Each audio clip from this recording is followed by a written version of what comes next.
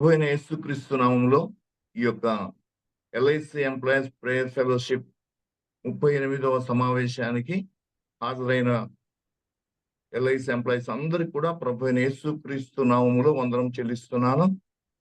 మరి ఈ దినము వాక్యాన్ని మనం ధ్యానించుకునే ముందు చిన్న ప్రార్థన చేసుకొని మరి ముందుకు సాగుతాం. ప్రార్థించుకో. ప్రేమ నమ్మకమైన మా పరలోక తండ్రి, కృపగల దేవా, ఈ ఘనమైన శ్రేష్టమైన నామాన్ని బట్టి మీకు స్తుతులు స్తోత్రం తండ్రి. ప్రభువా, గడిచిన కాలం అంతట్లో కూడా క్షేమకరమైన దినములు మాకు అనుగ్రహించారు. అందును బట్టి మీ కృతజ్ఞతాస్తుతులు చెల్లిస్తున్నాం తండ్రి. ఈ యొక్క సాయంకాల సమయం ముందు ఎల్ఐసి ఎంప్లాయీస్ ప్రేయర్ ఫెలోషిప్ లో చేర్చి మీ నామం స్తుతించటకు, ఘనపరచటకు, కొనియాడటకు నైనా మాకు ఇచ్చిన శ్రేష్టమైన సమయాన్ని బట్టి వందనాలు ప్రభువా. ఇదిగో తండ్రి, చదవబడిన వేద వాక్యాన్ని మీరు దీవించండి, ఆశీర్వదించండి ప్రభువా. అల్పుడనైనా నన్ను దర్శించి మీ వాక్యం ద్వారా మీరే మా అందరితో కూడా మాట్లాడి మీ నామానికే మహిమ, ఘనత, ప్రభావాలు తెచ్చుకోమని నజరేయుడైన యేసయ్య నామం పేరిట ప్రార్థించి అడిగి వేడుకొంచున్నాం తండ్రి. ఆమేన్.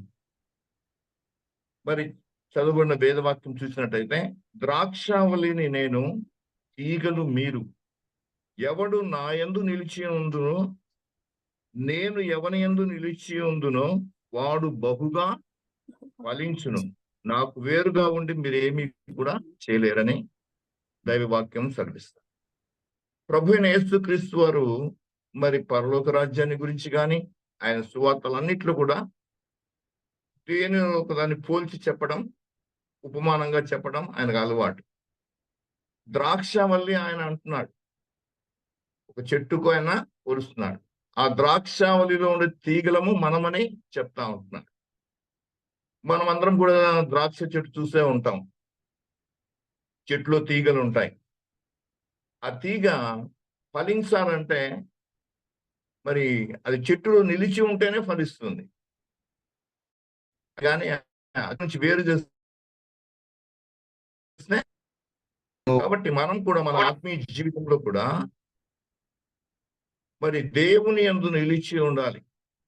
అంటే ఆయన వాక్య ప్రకారం నడుచుకోవాలి. వాక్యమే దేవుడు కాబట్టి మరి ఆయన యందు మనము నిలిచి ఉంటే మనం కూడా బహుగా ఫలిస్తామని, మరి అన్ని విషయాల్లో కూడా ఫలభరితంగా ఉంటుందని మన జీవితం మరి యొక్క వర్తమాన యొక్క సారాంశం. అయితే మరి ఈ దినమందు ఆయన యందు మనం ఉండటం వల్ల మనకి ఏమేమి ప్రయోజనాలు కలుగుతాయని కొన్ని వచనాలు నేను చూపించి మీకు చెప్తాను. చూడండి, రోమీయులకు రాసిన పత్రిక 8వ అధ్యాయం మొట్టమొదటి వాక్యం చదువు.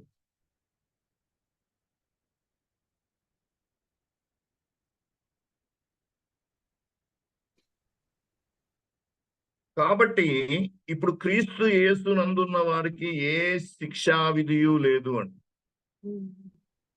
ఆయన యందు మనం ఉండాలని చెప్పబడతా ఉంది. కాబట్టి ఇప్పుడు క్రీస్తు యేసు నందు ఉన్నవారికి ఏ శిక్షా విధి లేదు అంటున్నాడు. శిక్ష లేదు అని చెప్తున్నాడు. కనుక మరి ఆయన యందు ఉంటే ఏ శిక్ష కూడా మనకు లేదని దేవుని యొక్క వాక్యం సెలవిస్తా ఉంది. మరి ఎవరికి శిక్ష? నమ్మిన వారు రక్షించబడతారు, నమ్మని వారికి శిక్ష విధించబడుతుందని దేవుని వాక్యం సెలవిస్తా ఉంది. ఎవరైతే ప్రభువైన యేసే క్రీస్తు అని నమ్మి మరి రక్షణ పొందిన వారు రక్షించబడతారు అని దేవుని వాక్యం చెప్తా ఉంది. నమ్మకపోతే వారు నరకానికి వెళ్తారు, శిక్ష విధింపబడుతుందని చెప్తాం. అయితే ఈ కాలంలో చాలా మంది మరి దేవుని యొక్క వాక్యాన్ని పట్టించుకోవట్లేదు. అదే 8:24 కూడా చూడండి ఒక్కసారి. 8వ అధ్యాయం 24వ వచనం.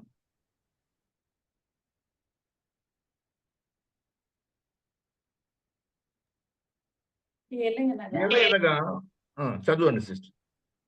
ఏలయనగా మనము నిరీక్షణ కలిగిన వారమై రక్షింపబడితిమి. నిరీక్షింపబడినది కనబడినప్పుడు నిరీక్షణతో పని ఉండదు. తాను చూచుచున్న దాని కొరకు ఎవడు నిరీక్షించును? మనము చూడని దాని కొరకు నిరీక్షించిన ఎడల ఓపికతో దాని కొరకు కనిపెట్టుదుము. మనం ఓపికతో దానికోసం కనిపెడతాం. మనమంతా కూడా నిరీక్షణ కలిగి రక్షించబడ్డాం. ప్రభువైన యేసుక్రీస్తు వారు ముందే చెప్పి వెళ్ళాడు, ఇదిగో నేను మరలా వస్తాను, మీకోసం నేను అనేక స్థలాలను సిద్ధపరిచి ఉన్నాను, మరి నేను వెళ్ళడం వల్ల మీకు ప్రయోజనము అని చెప్పాడు. కనుక అట్టి నిరీక్షణ, ఎందుకంటే ఆయన మరి భూలోకానికి వచ్చి కృపాసత్య సంపూర్ణుడుగా ఈ లోకంలో 3.5 సంవత్సరములు సువార్త చెప్పి, అంటే ఆయన 30 ఏళ్ల వరకు ఇంటి దగ్గరే ఉన్నాడు, తండ్రికి సహాయం చేస్తా ఉంటున్నాడు. ఆ 3.5 సంవత్సరము మరి సువార్త ప్రకటించినట్టు మనం చూస్తా ఉంటున్నాం.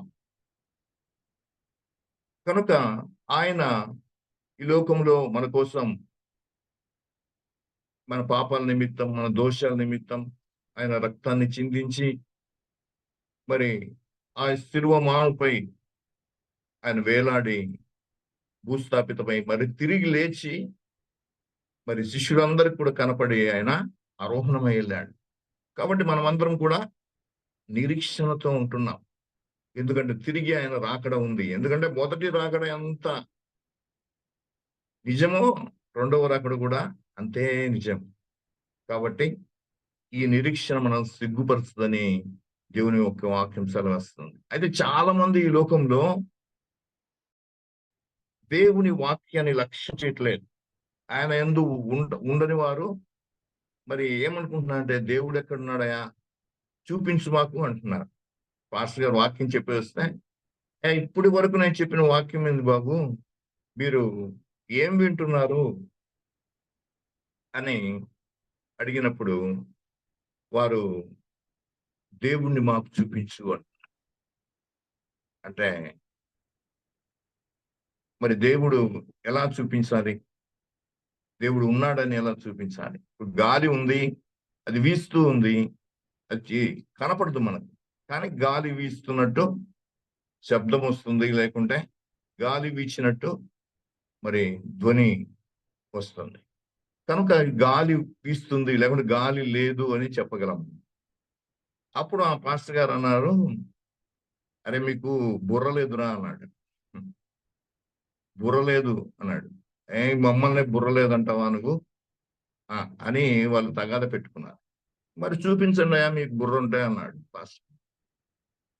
వాళ్ళు ఎలా చూపిస్తారు? అరే మనం బుర్ర తాగి ఉన్నారు అందరూ, మన బుర్ర పగలగొట్టి ఆయనకు మెదడు చూపించడం చాలా కష్టము అని చెప్పి వెళ్ళిపోతా ఉంటారు.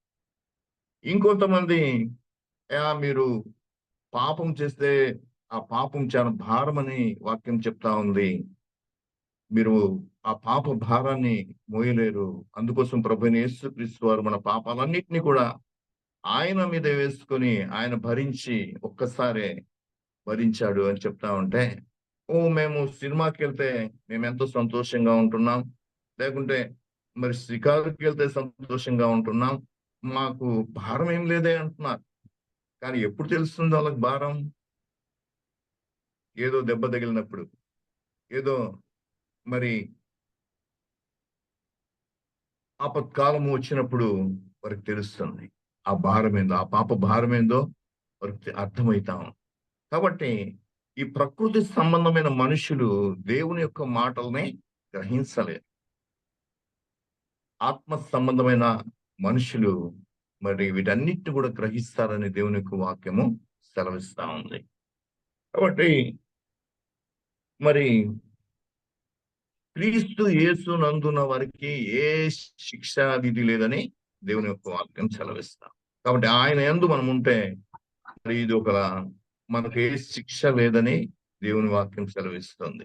మరి శిక్ష ఎవరికి శిక్షిస్తాం? మామూలుగా టీచరు మంచిగా చెప్పే స్టూడెంట్ శిక్షించాడు, చక్కగా అతను మంచిగా చెప్తున్నాడు కాబట్టి మంచి మార్కులతో పాస్ అవుతాడు. ఎవరిని శిక్షిస్తాడు? ఎవరైతే చెప్పరో సమాధానాలు, మరి పరీక్షల్లో ఫెయిల్ అవుతారో అటువంటి వారిని శిక్షిస్తాం.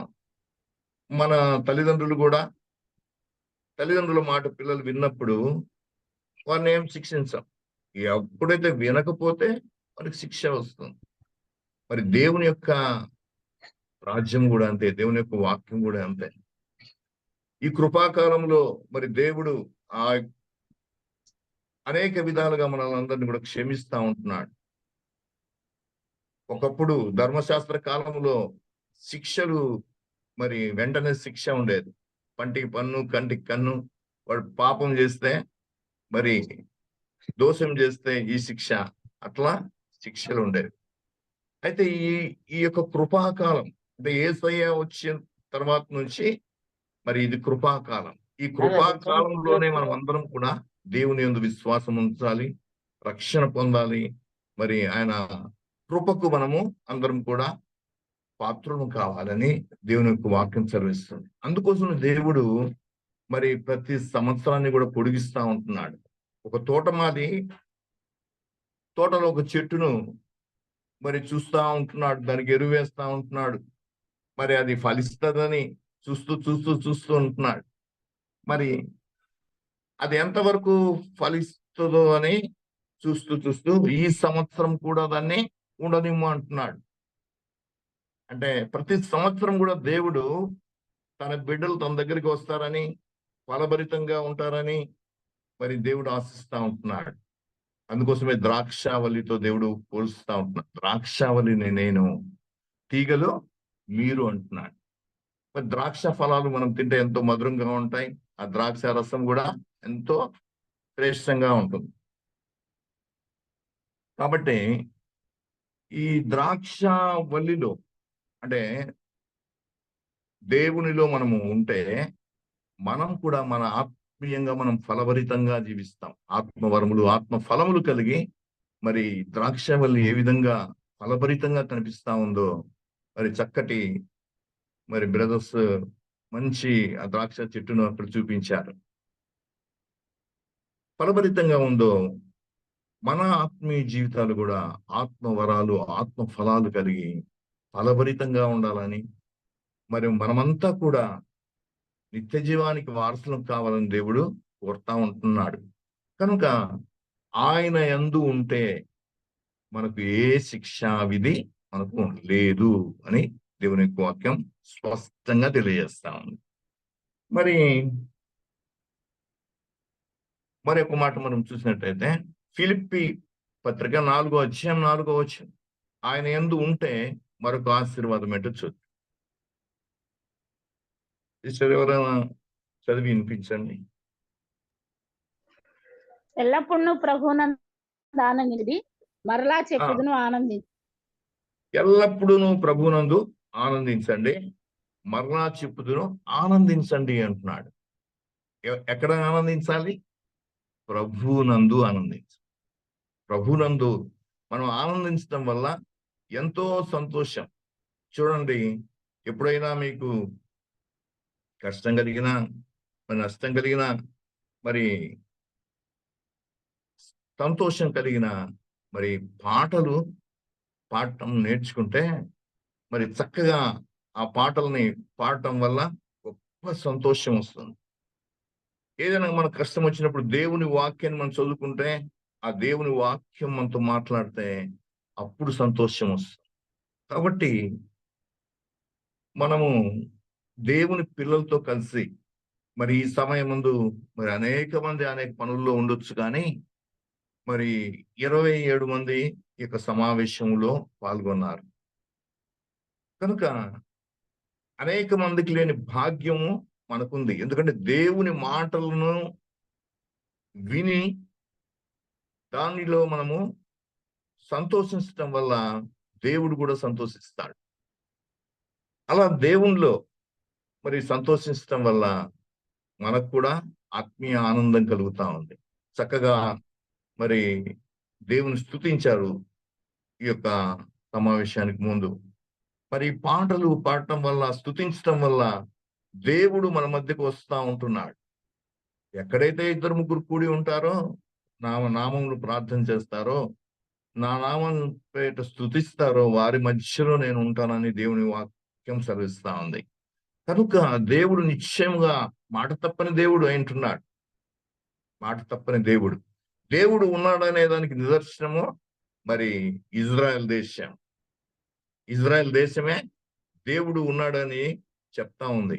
మరి సురేష్ మనోహరన్ గారు మరి శుక్రవారం పూట ఆయన అనేక సమావేశాల్లో చెప్తా ఉన్నాడు. దేవుడు ఉన్నదానికి నిదర్శనం ఏంటంటే ఇజ్రాయెల్ దేశమే.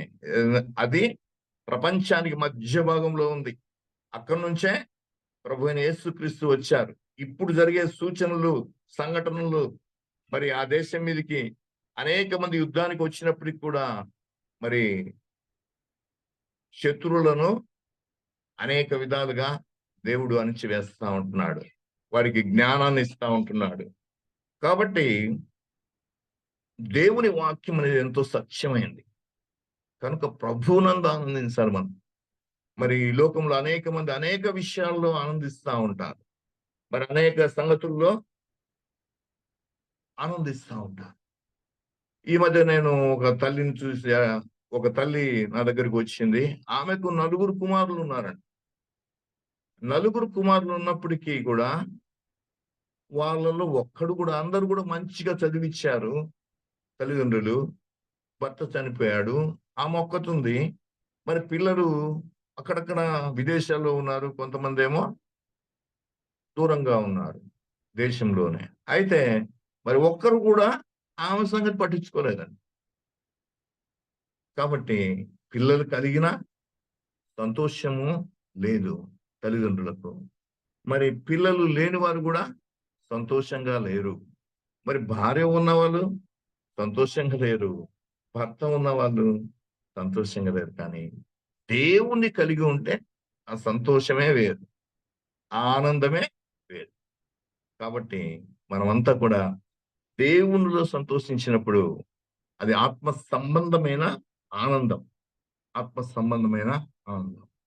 మరి భక్తుడైన పౌలును మనం చూసినట్టయితే ఆయన ఒకప్పుడు దూషకుడు, హింసకుడు, హానికరుడై మరి క్రైస్తవ మందిరాలను మరి క్రైస్తవులను కొట్టడము, క్రైస్తవ మందిరాలని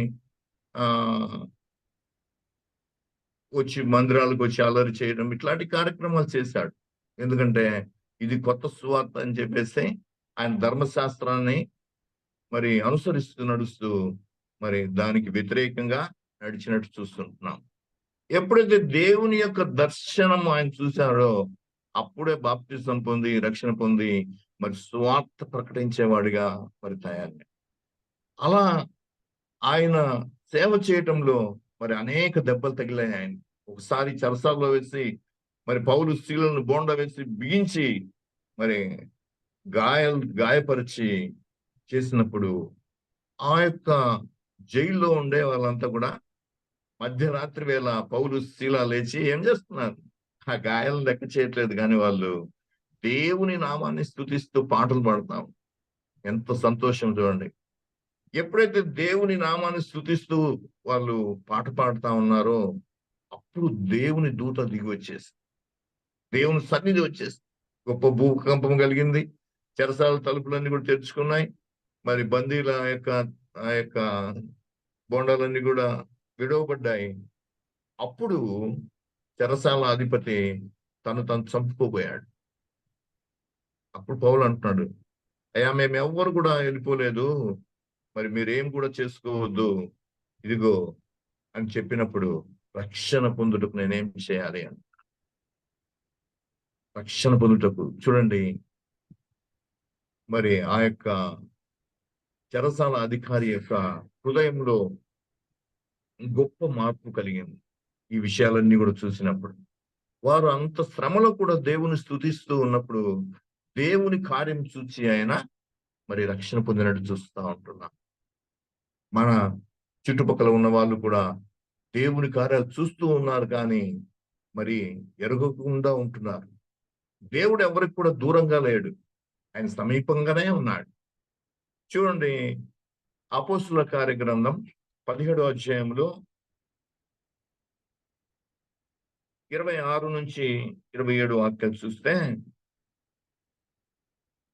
మరియు యావద్భూమి మీద కాపురమున్నట్టుకు ఆయన ఒకని నుండి ప్రతి జాతి మనుష్యులను సృష్టించి వారు ఒకవేళ దేవునిని తడవులాడి కనుగొందురేమో అని తన్ను వెదుకు నిమిత్తం నిర్ణయ కాలమును వారి నివాస స్థలం యొక్క పొలిమేరలను ఏర్పరచును. ఆయన మనలో ఎవనికి దూరంగా ఉండేవాడు కాదు. మనం ఆయన యందు బతుకుతున్నాము, చెలించుతున్నాము, ఉనికి కలిగి ఉన్నాము. అటువలే మనం ఆయన సంతానం అని మీ కవిశ్వరులు కొందరు చెప్పుచున్నారు. కాబట్టి మనమంతా కూడా ఆయన సంతానం, ఆయన బిడ్డలం.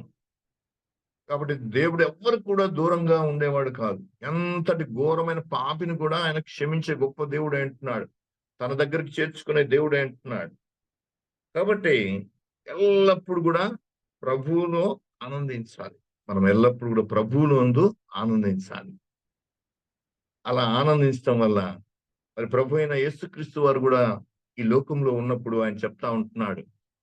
చూడండి, యోహాను సువార్త 17వ అధ్యాయంలో, యోహాను సువార్త 17వ అధ్యాయం 20వ వాక్యం నుంచి చూద్దాం.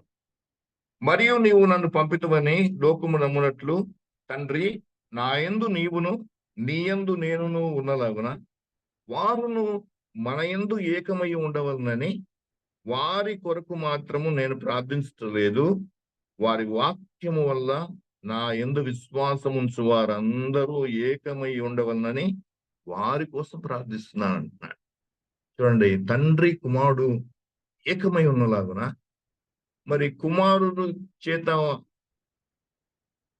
వాక్యం విన్న శిష్యులు, ఆ శిష్యులే కాదు, శిష్యుల ద్వారా వాక్యం విన్నవారు, వారి ద్వారా వాక్యం విన్నవారు, అట్లా ఎవరి ద్వారా అయినా వాక్యం విన్నవారు అందరూ కూడా మరి కలిసి ఉండాలని, ఏకమై ఉండాలని చెప్పి దేవుడు కోరుతా ఉంటాడు.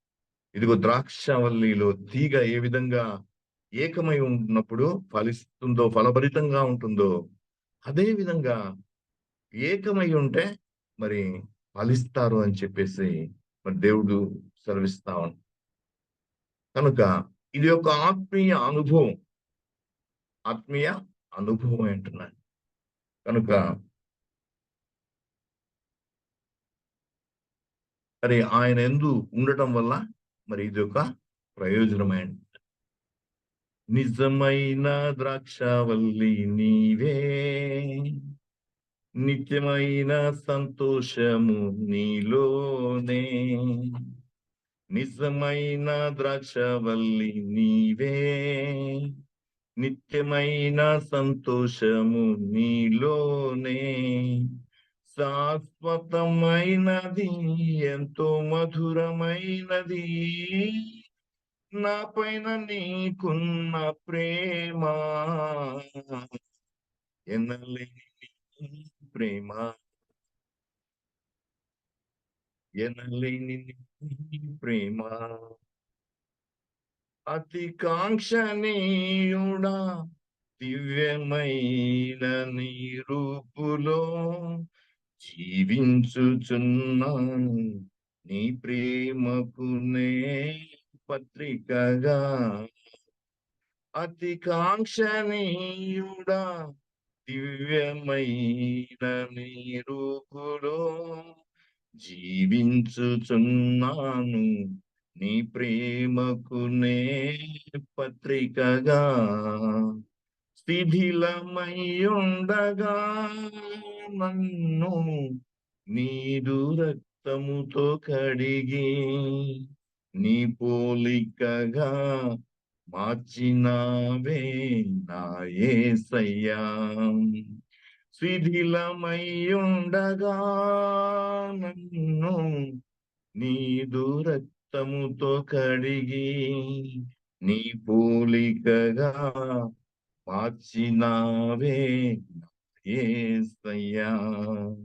నిజమైన ద్రాక్షవల్లి నీవే, నిత్యమైన సంతోషము నీలోనే. శాశ్వతమైనది, ఎంతో మధురమైనది నా పైన నీకున్న ప్రేమ, ఎనలేని నీ ప్రేమ, ఎనలేని నీ ప్రేమ. కాబట్టి ప్రభువైన యేసుక్రీస్తు వారు నిజమైన ద్రాక్షావల్లి అంట. ఆయనలోనే నిత్యమైన సంతోషం ఉంది. మరి అది శాశ్వతమైన ప్రేమతో మనల్ని దేవుడు ప్రేమిస్తా ఉంటున్నాడు. శాశ్వతమైన కృపను మనకు చూపిస్తా ఉంటున్నాడు.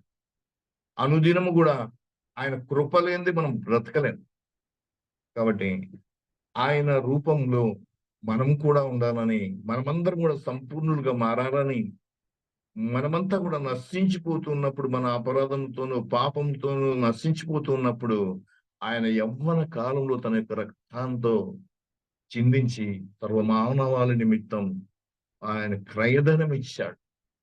మన పాపాలన్నిటిని కడిగి వేయటానికి ఒక్కసారి బలియాగమయ్యాడు. ఆయన పోలికలోకి మనం రావాలని, ఆయనతో మనమంతా నివసించాలని ఆయన కోరుతాం. కనుక ఆయనలో ఉంటే మరి ఏ శిక్షా విధి లేదు అంటున్నాడు. ఆయనలో ఉంటే ఎల్లప్పుడూ ఆనందమే అంట. ఇంకొక మాట మనం చూసినట్టయితే ఎఫెసీ పత్రిక 1వ అధ్యాయము 12వ వాక్యం.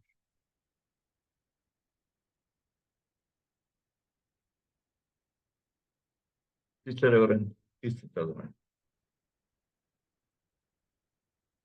ఎఫెసీయులకు రాసిన పత్రిక 1వ అధ్యాయం 12వ వాక్యం.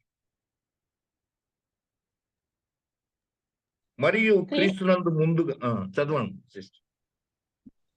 మరియు క్రీస్తునందు ముందుగా నిరీక్షించిన మనము తన మహిమకు కీర్తి కలుగజేయవలనని దేవుడు తన చిత్త ప్రకారమైన సంకల్పమును బట్టి మనలను ముందుగా నిర్ణయించి ఆయనందు స్వాస్థ్యముగా ఏర్పరచెను. ఆయన తన చిత్తానుసారంగా చేసిన నిర్ణయం చొప్పున సమస్త కార్యములను జరిగించుచున్నాడు. హల్లెలూయా. కాబట్టి క్రీస్తునందు ముందుగా నిరీక్షించిన మనము తన మహిమకు కీర్తి కలుగచేయవలనని దేవుడు తన చిత్త ప్రకారమైన సంకల్పమును బట్టి మనల్ని ముందుగా నిర్ణయించి ఆయన యందు స్వాస్థ్యముగా ఏర్పరిచాడు. స్వాస్థ్యం అంటే ఆయన స్వకీయ సంపాద్యంగా ఉండాలని, ఆయన ఆస్తిగా మనం ఉన్నాం. మన పిల్లలే మన ఆస్తి కదా. అట్లాగే మన పిల్లలకు మనం అంతా ఇస్తాం, ఏది కొత్తది ఇస్తాం. అదే కూడా మన దేవుడు కూడా ఈ లోకాన్ని ఎంతగానో ప్రేమించి తన అద్వితీయ కుమారుని మరి మనందరి నిమిత్తం ఈ లోకానికి పంపించి ప్రయధనంగా ఇచ్చాడు. కాబట్టి ఆయన స్వాస్థ్యంగా మనం, ఆయన ఆస్తిగా ఉండేదానికి, ఆయన స్వకీయ సంపాద్యంగా ఉండేదాని కోసం మనల్ని పిలిచాడు. అందుకోసమే మరి పేతురు భక్తుడు అంటారు కదా, చీకటిలో ఉన్న మన అందరినీ కూడా ఆశ్చర్యకరమైన తన వెలుగులోని పిలిచి రాజులైన యాజక సమూహంగాను పరిశుద్ధమైన జనాంగంగాను దేవుని సొత్తైన ప్రజలుగా చేశారు. దేవుని సొత్తైన ప్రజలుగా చేశారు. యాకోబుని అంటాడు దేవుడు, పురుగు వంటి యాకోబు నువ్వు నా సొత్తు. ఎందుకంటే ఆయన రక్తమిచ్చి ప్రాణమిచ్చి వెలబెట్టి మనకున్నాడు. ఆయన శరీరమందు శ్రమ పడ్డాడు. ఆయన శరీరమే నిజమైన ఆహారం అంటున్నాడు. ఆయన రక్తమే నిజమైన పానం అంటున్నాడు. అదే రొట్టె ద్రాక్ష రసానికి సాదృశ్యంగా చెప్పలేదు. కనుక మనందరినీ కూడా దేవుడు తన స్వకీయ సంపాద్యముగా ఉండడానికి పిలిచాడు. అంతేకాదు ఆశీర్వాదానికి వారసులుగా ఉండడానికి పిలిచాడు. తన ఆత్మను మనలో ఉంచి మనందరినీ కూడా తన రూపంలోకి మార్చుకోవాలని ఆయనకు గొప్ప సంకల్పం. ఇది వరకు మనం ఎట్లా ఉన్నప్పటికి కూడా, ఎంతటి పాపి అయినప్పటికి కూడా నిన్ను ఆయన కడిగి తన యొక్క రక్తంతో కడిగి మరి తన కుమారులుగా కుమార్తెలుగా స్వీకరించడానికి ఆయన మనల్ని పిలిచాడు. ఎవరినైతే పిలిచాడో వాళ్ళందరినీ కూడా మరి నీతిమంతులుగా తెలుస్తాం, వారినే మహింపరుస్తాం. కనుక అట్టి ప్రేమ కలిగిన దేవుణ్ణి మనము కలిగి ఉన్నాం. కనుక మనము సువార్త వింటమే కాదు కానీ మన ఇరుగు వారికి పొరుగు వారికి మన సువార్త ప్రకటించడం మరి కొద్ది కాలము సమీపంగా ఉంది. మరి దేవుని యొక్క వాక్యం నెరవేర్పు కాలంలో మనం అంతా ఉంటున్నాం. కాబట్టి మరి ప్రేమ యందు మరంతా అతుకుబడి, అంటే ఆయన వాక్యంలో దేవుని యందు మనం అంతా కూడా అతుకుబడి మరి అనేక మందిని ప్రేమించి అగ్నిలోంచి లాగినట్టు అనేక మందిని బయటికి లాగమని చెప్తా ఉంటాం. మరి ఈ సమావేశంలో పాల్గొన్న బిడ్డలందరూ కూడా దేవుని కృపలో ఉన్నాం మనం అంతా కూడా. కాబట్టే ఆయన దగ్గరికి వస్తా ఉంటున్నాం. ఇంకా రాలేక వెనుకబడుతున్న వారి నిమిత్తం మనం అందరం కూడా ప్రార్థన చేయవలసి ఉన్నది. కాబట్టి మరి దేవుడు మనను స్వాస్థ్యంగా ఎంచుకుంటున్నాడు. కనుక మనకు ఏ కొదువ కొరత లేకుండా దేవుడు చూసుకుంటాడు. చూడండి, ఆకాశ పక్షులను చూస్తే అవి విత్తవు కోయవు, కానీ మరి అంతేకాదు పువ్వులను చూస్తే అవి కూడా చూసి నేర్చుకుంటే సొలొమోనుకు లేని వైభవాన్ని దేవుడు పువ్వులకు ఇస్తున్నాడు. కనుక మనకు కూడా దేవుడు అన్ని కూడా సమకూర్చి పెడుతున్నాడు.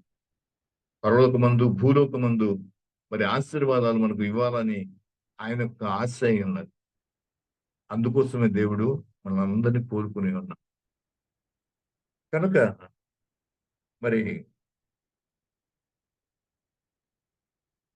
ఒక పొలం కొన్నామనుకోండి, దానికి గట్టులు ఉంటాయి చూస్తే, ఇళ్లకు ఫెన్సింగ్లు ఉంటాయి. అదే విధంగా దేవుడు మనకు కూడా కంచె వేస్తాడు. తన యందు భయభక్తులు గల వారి చుట్టూ ఆయన దూతలు కావలి ఉండి రక్షించును. ఎందుకంటే ఆయన సొత్తు మనం. ఆయన సొత్తు అయిన ప్రజల్ని ఎవరిని కూడా దేవుడు తాకనియ్యాడు. అందుకోసం ఇజ్రాయెల్ దేశం ఆ మధ్యలో ఉన్నప్పటికీ, చిన్న దేశం అయినప్పటికీ 7 దేశాలు ఒక్కసారి మరి దాని మీదకి దాడి చేసినప్పుడు ఒకప్పుడు మరి ఇజ్రాయెల్ దేశమే జయం పొందింది. దేవుడు తన బిడ్డలందరికీ కూడా తోడ్పాటుగా ఉండే దేవుడు, తన స్వాస్థ్యమైన బిడ్డల్ని మరి కాపాడే దేవుడు ఏంటున్నాడు. కనుక ఆయన యందు మనం ఉంటే ఆయన స్వాస్థ్యంగా మనము ఏర్పరచుకుంటాడు దేవుడు. మరొక మాట మనం చూసినట్టయితే కొలస్సీ పత్రిక 2వ అధ్యాయం 3వ వాక్యం. కొలస్సీ పత్రిక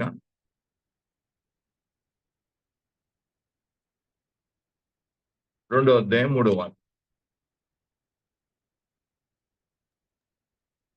బుద్ధి బుద్ధి జ్ఞానముల సర్వ సంపదలు ఆయన యందే గుప్తమై ఉన్నాయి. మరి చూసినట్టయితే బుద్ధి జ్ఞానము సర్వ సంపదలు కూడా ఆయన యందే ఉన్నాయి. ఆయనలో సమస్తం ఉన్నాయి, లేనిది ఏమి కూడా లేదు. ఆయన మూలంగానే సమస్తం కలిగి ఉన్నది. ఆయన లేకుండా ఏమీ కలగలేదు అంటున్నాడు యోహాను సువార్తలో. కనుక బుద్ధి జ్ఞానము సర్వ సంపదలు ఆయన.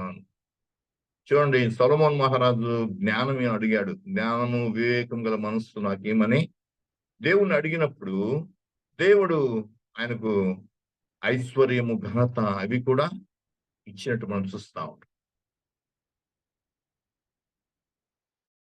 కనుక రోజుకే కాదు, కానీ తన యుద్ధకు వచ్చే ప్రతి బిడ్డకు ఏమడిగితే అది ఇస్తా అంటున్నాడు.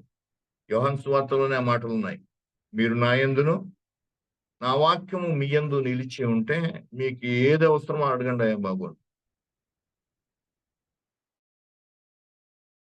నిలుపుకోవట్లే మనం, ఆ వాక్య ప్రకారం నడుచుకోవట్లే. నడండి, మీ జీవితాల్లో గొప్ప కార్యాలు మీరే చూస్తారు, గొప్ప కార్యాలు చూస్తాం. కనుక దేవుడు ఎంతో నమ్మదగిన దేవుడు. అంతేకాదు, ఆయన దగ్గర లేనిదేమి కూడా లేనే లేదు అని చెప్పి దేవుని యొక్క వాక్యం సెలవిస్తా ఉంది. చూడండి,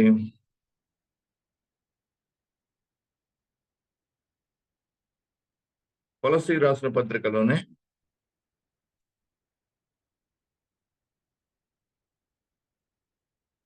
1వ అధ్యాయం 21వ వచనం చూడండి. మరియు గత కాలమందు దేవునికి దూరస్థలమును మీ దుష్క్రియల వలన మీ మనసులో విరోధ భావము గల వారునై యుండిన మిమ్మును కూడా తన సన్నిధిని పరిశుద్ధులుగాను నిర్దోషులుగాను నిరపరాధులుగాను నిలబెట్టుటకు ఆయన మాంసయుక్తమైన దేహమందు మరణము వలన ఇప్పుడు మిమ్మును సమాధాన పరచెను. చదవండి. పునాది మీద కట్టబడిన వారై స్థిరముగా ఉండి, మీరు విన్నట్టియు ఆకాశం క్రింద ఉన్న సమస్త సృష్టికి ప్రకటింపబడి ఉన్నట్టియు ఈ సువార్త వలన కలుగు నిరీక్షణ నుండి తొలగిపోక విశ్వాసమందు నిలిచి ఉండిన ఎడల ఇది మీకు కలుగును. పౌలను నేను ఈ సువార్తకు పరిచారకుడినై ఉంటుంది. కాబట్టి మరి ఇక్కడ చూసినట్టయితే 19వ వచనంలో కూడా చూడండి, ఆయన యందు సర్వ సంపూర్ణత నివసింపవలనని ఆయన శిలువ రక్తం చేత సంధి చేసి ఆయన ద్వారా సమస్తమును, అవి భూలోకమందైనను పరలోకమందైనను, మరి వాటన్నిటిని ఆయన ద్వారా తనతో సమాధానపరుచుకున్న వలనని తండ్రి అభిష్టమాయను. మరియు గత కాలమందు దేవునికి దూరస్తులమును మీ దుష్క్రియల వలన మీ మనసులో విరోధ భావము గలవారునై ఉండిన మిమ్మును కూడా తన సన్నిధిని పరిశుద్ధులుగాను నిర్దోషులుగాను నిరపరాధులుగా నిలవబెట్టుటకు ఆయన మాంసయుక్తమైన దేహమందు మరణం వల్ల ఇప్పుడు మిమ్మల్ని సమాధానపరచను అంటున్నాడు. కనుక పూర్వం ఎలా ఉన్నప్పటికి కూడా మనల్ని అందరినీ కూడా పరిశుద్ధులుగా మారుస్తాడంట, నిర్దోషులుగా మారుస్తే ఆయన ఎదుట నిలబెడతాడని దేవుని యొక్క వాక్యం సెలవిస్తున్నాం. అందుకోసమే ఆయన రక్తము ప్రతి పాపమును తుడిచివేస్తుంది. ఇక్కడ ఇంకా చూసినట్టయితే 16వ వచనంలో, ఏలయనగా ఆకాశమందున్నవి భూమి యందున్నవి దృశ్యమైనవి గాని అదృశ్యమైనవి గాని, అవి సింహాసనములైనను ప్రభుత్వములైనను ప్రధానులైనను అధికారములైనను సర్వము ఆయన యందు సృజింపబడెను అంటున్నాడు. సర్వము ఆయన ద్వారాను ఆయనను బట్టి సృజింపబడను. ఆయన అన్నిటికంటే ముందుగా ఉన్నవాడు, ఆయన సమస్తమునకును ఆధారభూతుడు. సంఘమును శరీరమునకు ఆయనే శిరస్సు. ఆయన అన్నిటిలో ప్రాముఖ్యములకు నిమిత్తము ఆయన ఆది అయి ఉండి మృతుల్లో నుండి లేచుటలో ఆది సంభూతుడు ఆయను అంటున్నాడు. ప్రభుత్వాలైన సింహాసనాలైన మరి అన్ని కూడా దేవుని యొక్క ఆధీనంలో ఉన్నాయి. కాబట్టి మనం భయపడని అవసరం లేదు. మనము ఆయన యందు ఉండాలని మనం కోరుతున్నాడు దేవుడు. అందుకోసమే మనం అంతా కూడా ఆయన ముందు ఉండాలని దేవుడు మరి ఎక్కువ కోరుతున్నాడు. నా ప్రాణ ప్రియుడా శ్రేష్టమైన ఫలములతో అర్పించుచున్నాను సర్వము నీకే అర్పణగా. నా ప్రాణ ప్రియుడా శ్రేష్టమైన ఫలములతో అర్పించుచున్నాను సర్వము నీకే అర్పణగా. వాడిపోనివ్వక నాకు ఆశ్రయమైతివి నీవు, జీవపూటవై బలపరచితివి నా యేసయ్యా. వాడిపోనివ్వక నాకు ఆశ్రయమైతివి నీవు, జీవపూటవై బలపరచితివి నా యేసయ్యా.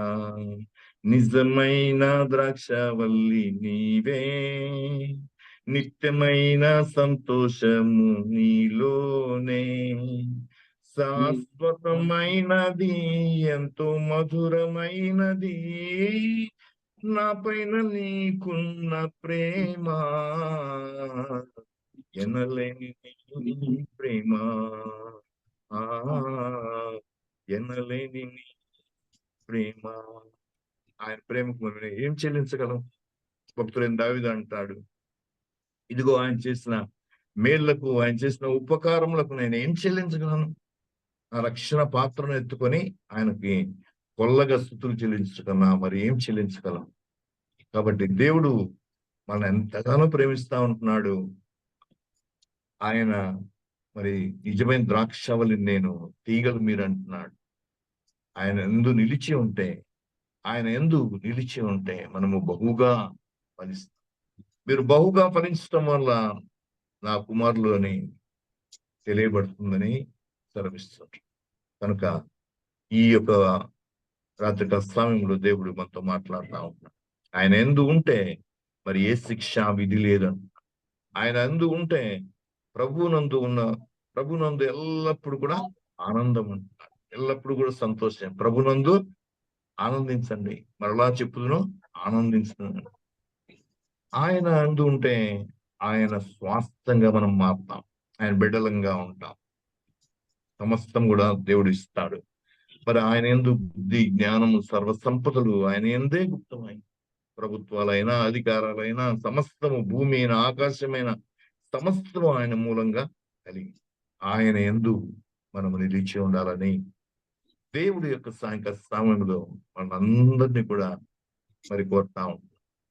కనుక మనము ఆయన నిలిచి బహుగా ఫలించి అనేక మందికి ఆశీర్వాదంగా దీవెనకరంగా మన జీవితాలు మనం ఒక పత్రికలా ఉండాలని దేవుడు కోరుతాం. ఇదిగో సౌలు అయిన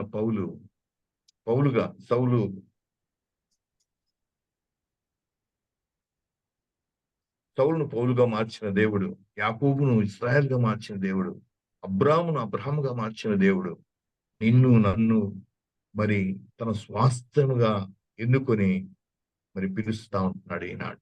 కాబట్టి మనం కూడా ఆయన కుమారులుగా కుమార్తెలుగా మరి ఆశీర్వాదానికి వారసులుగా ఉండాలని, దీవించబడాలని, మన కుటుంబాలన్నీ కూడా ఆశీర్వదించబడాలని దేవుడు ఈ యొక్క సాయంకాలంలో మనతో మాట్లాడుతున్నాం. ఈ కొద్ది మాటలు దేవుడు తన కృపలో దీవించునుగాక. ఈ అవకాశం ఇచ్చిన మరి బ్రదర్ ఇజ్రాయల్ గారికి, కమిటీ వారికి వందనాలు చెల్లిస్తూ ఉన్నాను. Thank you. బ్రదర్, ప్రభు నామంలో మీకు నిండైన వందనాలు తెలియజేస్తూ ఉన్నాం. అదే విధంగా మా ఎల్ఐసి ఎంప్లాయీస్ ప్రేయర్ ఫెలోషిప్ తరఫున కూడా మీకు నిండైన వందనాలు తెలియజేస్తూ ఉన్నాము. చక్కని హెచ్చరికలతో కూడినటువంటి వాక్యాన్ని మీరు మాకు అందించారు. వందనాలండి డానియల్ గారు.